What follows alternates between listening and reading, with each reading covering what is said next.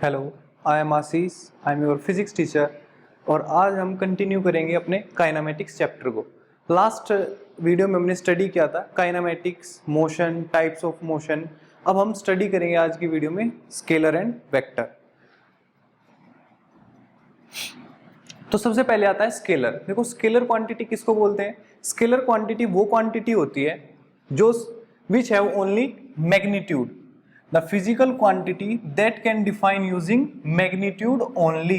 What is magnitude? Magnitude means एक numerical value, एक numerical value होगी like 1, 2, 3, 4, ये numericals value होती है। तो सिर्फ इसमें हम क्या बताएंगे? numerical value को बताएंगे।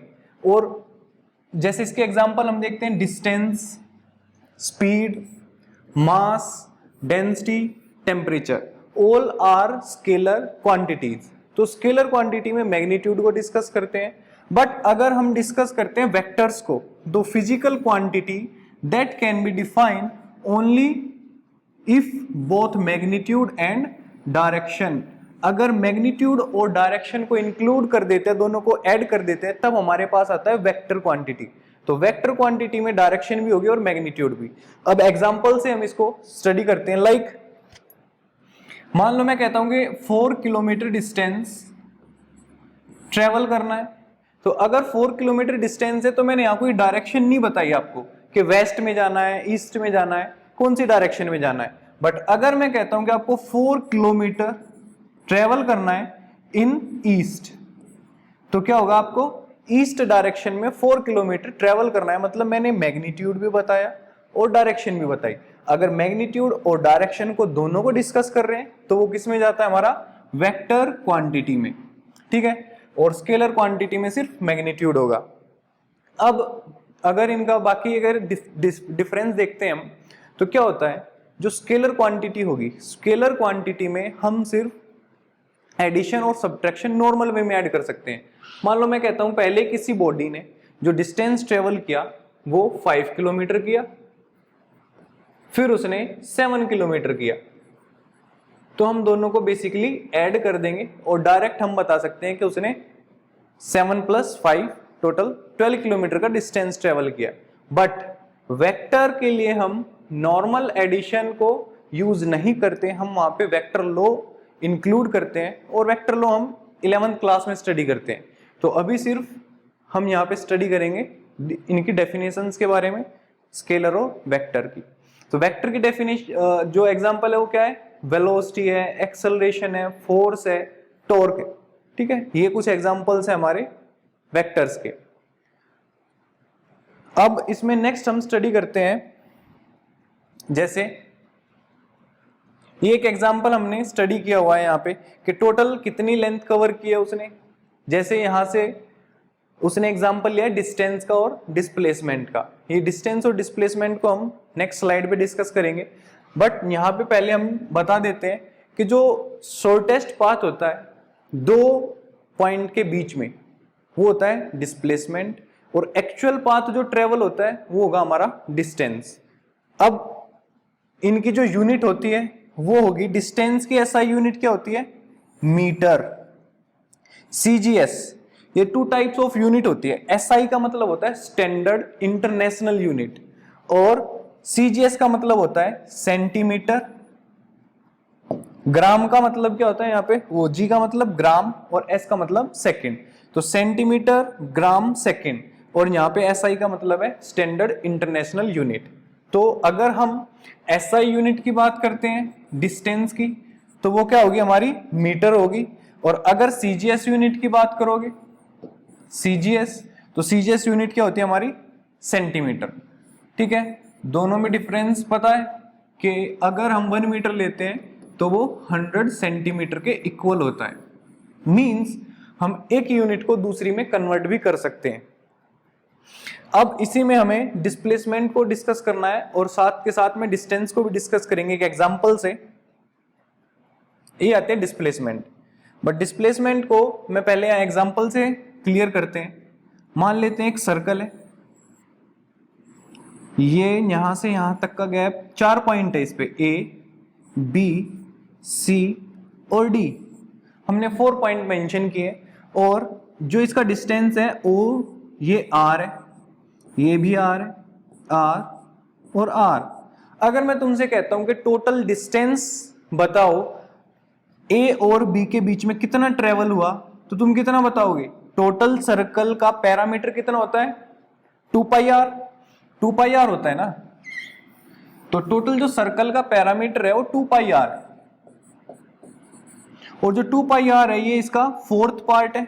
1 2 3 4 4 पार्ट में हमने इसको डिवाइड कर रखा है, तो ये कितना हो जाएगा? 2 पाई आर बाय 4। तो 2 टू द 4, तो पाई आर बाय 2। ये आ गया हमारा distance travelled between A and B. अगर हमें डिस्प्लेसमेंट कैलकुलेट करनी है तब हमें क्या करना पड़ेगा? हमने अभी डेफिनेशन में बताया था कि शॉर्टेस्ट पाथ बिटवीन 2 पॉइंट्स। तो ए और बी के बीच में जो ये शॉर्टेस्ट पाथ होगा ये बनेगा। और इस पे हम कैसे कैलकुलेट करते हैं? पाइथागोरस लगा के। पाइथागोरस हमारी क्या होती है? हाइपोटेन्यूज का square is equals to perpendicular square plus base square. तो ये हम यूज करते हैं इस शॉर्टेस्ट पाथ को कैलकुलेट करने में। तो अगर इसने ये भी आर ट्रेवल किया है, ये भी आर ट्रेवल किया है, तो इसको कैलकुलेट कर सकते हैं हम। तो ये कितना हो जाएगा? R square plus r square, और इधर आ जाएगा रूट, क्योंकि हमारा हाइपोटेन्यूज से रूट इधर ट्रांसफर हो जाएगा। तो 2r स्क्वायर और ये हमारा रूट। ठीक है, तो ये हमारा बेसिकली क्या आ गई? ये वैल्यू आ गई ए और बी के बीच की। तो ये शॉर्टेस्ट पाथ है और ये एक्चुअल पाथ है। ऐसे ही हम यहां से ए से सी के बीच में कैलकुलेट कर लेंगे, ए से डी के बीच में और डी से ए के बीच में भी कैलकुलेट कर सकते हैं। तो ये एक एग्जांपल था जो मैंने आपको बताया। ऐसे ही अब अगर हम इसकी यूनिट पे बात करेंगे, डिस्प्लेसमेंट और डिस्टेंस की डिफरेंस कर लेते हैं एक। लाइक डिस्टेंस और डिस्प्लेसमेंट। तो डिस्टेंस क्या है? एक स्केलर क्वांटिटी है और डिस्प्लेसमेंट एक वेक्टर क्वांटिटी है। सेकंड, जो डिस्टेंस है उसकी यूनिट क्या है? इसकी यूनिट भी मीटर है और डिस्प्लेसमेंट की यूनिट भी मीटर है। नेक्स्ट, अगर हम स्टडी करते हैं तो जो डिस्टेंस है वो क्या है? Actual path, actual path cover by a body. और जो डिस्प्लेसमेंट है वो क्या है? Shortest path, shortest path covered by a body. ठीक है, ये मैंने भी आपको एग्जांपल से बताया था। ये इनके बेसिक डिफरेंस हैं डिस्प्लेसमेंट और डिस्टेंस के बीच में। ठीक है, तो अब हम डेफिनेशन पे जाते हैं, जो डेफिनेशन आपको अपनी नोटबुक में राइट डाउन करनी है।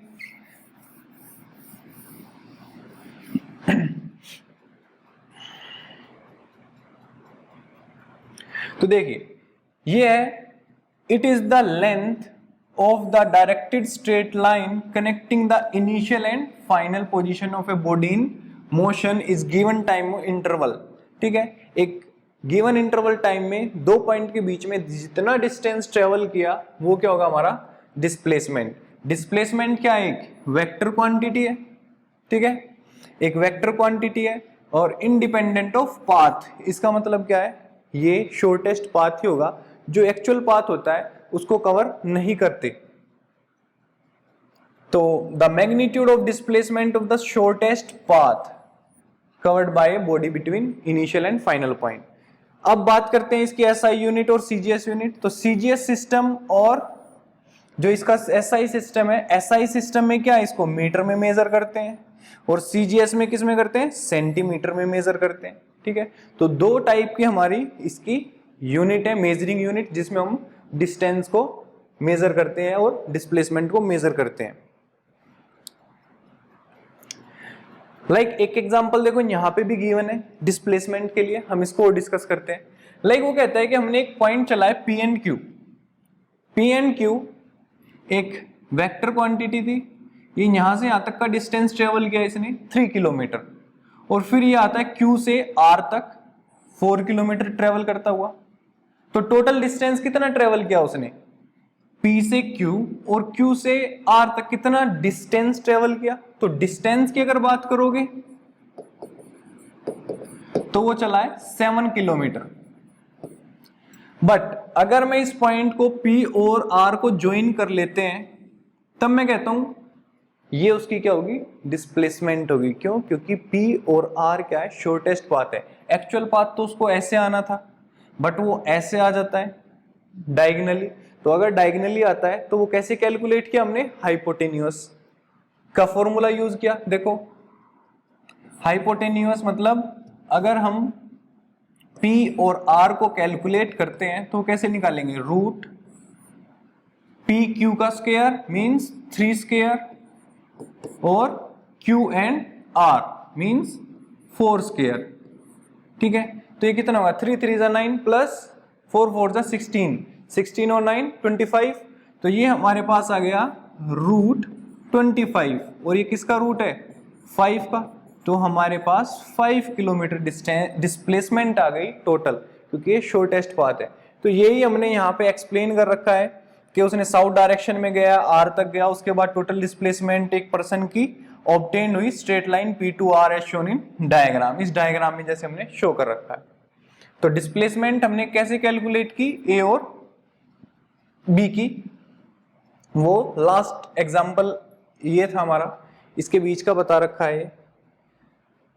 एक और आता है हमारा कि हम जो मैग्नीट्यूड है वो उसको रिप्रेजेंट कैसे करते हैं। देखो मैग्नीट्यूड का सिंबल ये होता है, अगर किसी चीज का मैग्नीट्यूड निकालना है मतलब उसका मोड लगाते हैं। ए बी कोई डिस्टेंस ट्रेवल किया, उसका मोड लगा देते हैं, मतलब हम उसके मैग्नीट्यूड पे बात कर रहे हैं, डायरेक्शन पे बात नहीं कर रहे। ठीक है, ये हमने जो भी एग्जांपल डिस्कस किया है उसी के बारे में लिखा है कि उसने पी क्यू 3 किलोमीटर चला। ठीक है, उसके बाद उसने क्यू आर 4 किलोमीटर, और अगर हम उसको हाइपोटेन्यूज के फॉर्मूले से कैलकुलेट करते तो कितना आता है, 5 किलोमीटर। ठीक है, तो ये हमने मेजर कर लिया, ये इसकी रिप्रेजेंटेशन है पी आर। और जो ये ऊपर एरो लगी होती है क्या बताती है, वेक्टर क्वांटिटी है, पी क्यू और प्लस क्यू आर। ठीक है, तो ये हमने यहां से कैलकुलेट कर लिया अपना टोटल डिस्प्लेसमेंट। अब नेक्स्ट जो हमारा टॉपिक आता है वो आती है स्पीड। देखो स्पीड हमारा क्या होती है, speed is the rate of distance travelled, it is the ratio of distance travelled to the time taken. मतलब जो स्पीड है वो किस किस का रेशियो है, डिस्टेंस बाय टाइम, डिस्टेंस और टाइम का रेशियो है। ठीक है, डिस्टेंस और टाइम, उसने एक पर्टिकुलर डिस्टेंस कितने टाइम में ट्रेवल किया वो उसकी स्पीड बताएगा। ऐसे ही अगर हम अब इसकी स्पीड की यूनिट बनाते हैं तो देखो डिस्टेंस की यूनिट क्या होती है, मीटर, और टाइम की सेकंड। तो क्या बन गई, मीटर पर सेकंड। ये एसआई यूनिट होगी इसकी, एसआई यूनिट। और अगर हम बात करते हैं सीजीएस, सीजीएस में क्या हो जाती है, सेंटीमीटर बाय सेकंड। तो ये हो जाएगी सेंटीमीटर पर सेकंड। ठीक है, तो सेंटीमीटर पर सेकंड सीजीएस, मीटर पर सेकंड एसआई। तो यहां पे लिखी हुई है देखो, it is a scalar quantity. Speed एक स्केलर क्वांटिटी है क्योंकि हम इसमें डायरेक्शन मेंशन नहीं करते। Unit of speed is centimetre पर सेकंड इन सीजीएस, सीजीएस में सेंटीमीटर पर सेकंड, एंड मीटर पर सेकंड इन एसआई सिस्टम। ठीक है, तो एसआई सिस्टम में मीटर पर सेकंड हो जाएगी। उसके बाद हमारा नेक्स्ट जो आती है वो आती है instantaneous speed. Instantaneous speed, instantaneous speed क्या होगी, एक पर्टिकुलर टाइम पे, मतलब मान लो कोई बस ट्रेवल कर रही है और मैं कहता हूं कि भाई एग्जैक्ट 3 बजे उसकी स्पीड कितनी होगी। मान लो वो ट्रेवल की थी 2 बजे, उसने चलना स्टार्ट किया और वो बस स्टॉप पे पहुंचती है 4 बजे के आसपास। तो हम कहते हैं भाई 3 बजे बताओ उसकी स्पीड क्या रही होगी। मतलब एक पर्टिकुलर टाइम पे, एक पर्टिकुलर इंस्टेंट पे अगर हमें किसी चीज की वेलोसिटी निकालनी है तो हम उसको बोलते हैं instantaneous speed. Is the instantaneous speed of a particle at given instant. मतलब एक पर्टिकुलर इंस्टेंट पे it is defined as the ratio of the distance travelled in an extremely small interval of the time tending to zero. देखो इसको represent कैसे करते हैं, बाकी जो इसकी मैक्सिमम रिप्रेजेंटेशन है वो हायर क्लासेस में आएंगी, बट यहाँ पे हम इसको ऐसे बताते हैं, जो इंस्टेंटेनियस स्पीड होगी वो del S by del T, और del T tends to zero. इसका मतलब हमने टाइम इंटरवल बहुत छोटा सा रखा है, और जब अब भी हम लिमिट लगाते हैं तो वो कन्वर्ट हो जाता है किसमें, वो कन्वर्ट हो जाता है डेरिवेटिव में। मतलब अगर अब इसको हम लिखेंगे तो ये फॉर्मूला ऐसे आ जाएगा D S by D T, ठीक है। तो ये हमारा इंस्टेंटेनियस स्पीड निकालने का फॉर्मूला है जो यहाँ पे उसने डिफाइन किया है। देखो, it is the speed of particle at given instant defined as the ratio of distance travelled in an extremely small interval, extremely small interval tending to zero, small interval tending to zero. तो हमने यही यहाँ पे discuss किया है कि एक small interval में कितना उसने डिस्टेंस बाय टाइम चला होगा, जो अब हम उसकी स्पीड कैलकुलेट करेंगे। नेक्स्ट आती है इसमें एवरेज स्पीड। एवरेज स्पीड क्या होती है, देखो टोटल स्पीड कितनी चली और टोटल टाइम कितना लिया।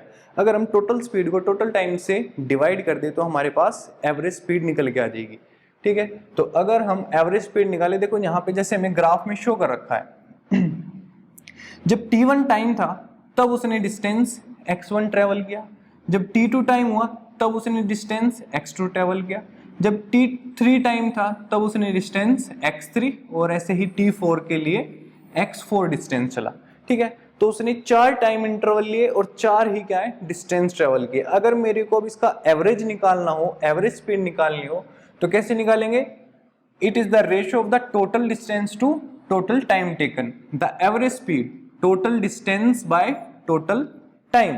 और यहाँ पे हम s से क्या रिप्रेजेंट कर रहे हैं, टोटल डिस्टेंस को रिप्रेजेंट कर रहे हैं। देन देखिए x1, x2, x3, x4 are the distances travelled in the time interval t1, t2, t3 and t4 respectively. तो एवरेज स्पीड का फॉर्मूला क्या बनेगा हमारा, एवरेज स्पीड का फॉर्मूला होगा x1, x2, x3, x4 upon में total time t1, t2, t3 और t4। तो जितना टोटल टाइम चला उतना ही हमने क्या है डिस्टेंस को रखा, और डिस्टेंस बाय टाइम को डिवाइड करके एवरेज स्पीड कैलकुलेट कर दी। एग्जांपल से भी कर सकते हो, मान लो उसने यहाँ पे distance 1 kilometre, 2 kilometre, 3 kilometre, 4 kilometre चल रहा है, जबकि टाइम जो उसने लिया है वो 2, 4, 6 और 8 सेकेंड है। तो हम यहाँ से क्या कर सकते हैं, वैल्यू कैलकुलेट कर सकते हैं। 1 प्लस 2 प्लस 3 प्लस 4, ये टोटल डिस्टेंस और total time, 2 plus 4 plus 6 plus 8। तो यहाँ से टोटल करके और उसको डिवाइड कर देंगे, हमारे पास टोटल एवरेज आ जाएगी, मतलब एवरेज स्पीड आ जाएगी। तो average speed is the average speed of initial and final speed if particle is in motion such that speed changes either increase और डिक्रीज। वो इंक्रीज भी हो सकती है और डिक्रीज भी हो सकती है। देखिए जैसे यहाँ से यहाँ तक इंक्रीज हुई, फिर थोड़ी डिक्रीज हुई, फिर इंक्रीज और फिर थोड़ी डिक्रीज, ठीक है। तो ये हम कैलकुलेट कर सकते हैं। नेक्स्ट आता है यूनिफॉर्म स्पीड। यूनिफॉर्म किसको डिफाइन करता है, मतलब इक्वल होनी चाहिए वैल्यू। जब कोई बॉडी इक्वल डिस्टेंस ट्रेवल करे इक्वल इंटरवल ऑफ टाइम में, अगर कोई body equal distance equal interval of time में कवर करती है तो उसको बोलते हैं हम यूनिफॉर्म स्पीड। यूनिफॉर्म स्पीड देखिए, a body is said to be moving with a uniform speed, equal distance are covered in equal interval of time. Example, a bike is moving on a road 40 kilometre per hour उसकी speed है, और 1 our में कितना चला उसने 40 kilometre, क्योंकि per hour kilometre का मतलब है एक घंटे में 40 किलोमीटर, ठीक है। तो पर आवर का मतलब यही है, और इसको हम ऐसे भी लिख सकते हैं 40 किलोमीटर पर आवर। तो ये हो गई हमारी यूनिफॉर्म स्पीड। और एक चीज याद रखना, कभी भी यूनिफॉर्म का ग्राफ करोगे, आगे हम इस चैप्टर में स्टडी करेंगे वैसे ग्राफ के बारे में, तो थोड़ा सा मैं आइडिया देता हूं। अगर डिस्टेंस और टाइम का ग्राफ स्टडी करोगे यूनिफॉर्म मोशन के लिए, तो वो हमेशा ही स्ट्रेट लाइन ग्राफ आता है, ठीक है, हमेशा ही एक स्ट्रेट लाइन ग्राफ आएगा। अब नेक्स्ट आती है इसमें वेरिएबल स्पीड, मतलब a body has two variable speed does not cover equal distance in equal interval of time. अब यहाँ पे जो बॉडी है वो इक्वल डिस्टेंस ट्रेवल नहीं करेगी और ना ही टाइम इक्वल होगा।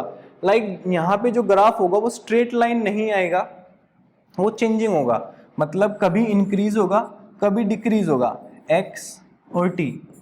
पहले इंक्रीजिंग है फिर डिक्रीज हो जाएगा, फिर इंक्रीज हो जाए या फिर डिक्रीज, ऐसे कोई भी एक रैंडमली ग्राफ आ सकता है क्योंकि वेरिएबल स्पीड है, कभी घटेगी कभी बढ़ेगी। तो एग्जांपल भी देखिए, ए train while departing from railway station increase its speed gradually, that means moving with a variable speed। इसका मतलब ये है, देखिए अगर एक रेलवे स्टेशन है, रेलवे स्टेशन से ट्रेन स्टार्ट करती है तो इनिशियली उसकी स्पीड कितनी होगी 10 किलोमीटर, 20, फिर 20 के बाद 40, 50, 60, 80, 100 और ऐसे वो क्या है इंक्रीजिंग है। तो मतलब वेरिएबल स्पीड है, पहले कम थी फिर ज्यादा ज्यादा और ज्यादा होती चली गई, तो मतलब वेरिएबल हो रही है, बार टाइम के साथ वो चेंजिंग है। तो जब टाइम के साथ स्पीड चेंजिंग होगी तो वो वेरिएबल स्पीड्स में आ जाएगी। तो आज हमने डिस्कस किया क्या, मोशन के बाद हमने स्केलर और वेक्टर को मोशन मेंशन किया था, और स्केलर वेक्टर के बाद हमने आज स्पीड के बारे में पढ़ा। ठीक है, स्पीड में भी हमारी कौन सी थी, ये वेरिएबल स्पीड, एवरेज स्पीड और डिस्टेंस भी पढ़ा हमने इसमें, और डिस्प्लेसमेंट भी पढ़ी। तो ये आज हमारे स्केलर वेक्टर की क्वांटिटी के साथ हमने इनको स्टडी किया है। अब नेक्स्ट वीडियो में हम स्टडी करेंगे वेलोसिटी के बारे में। तब तक के लिए थैंक यू।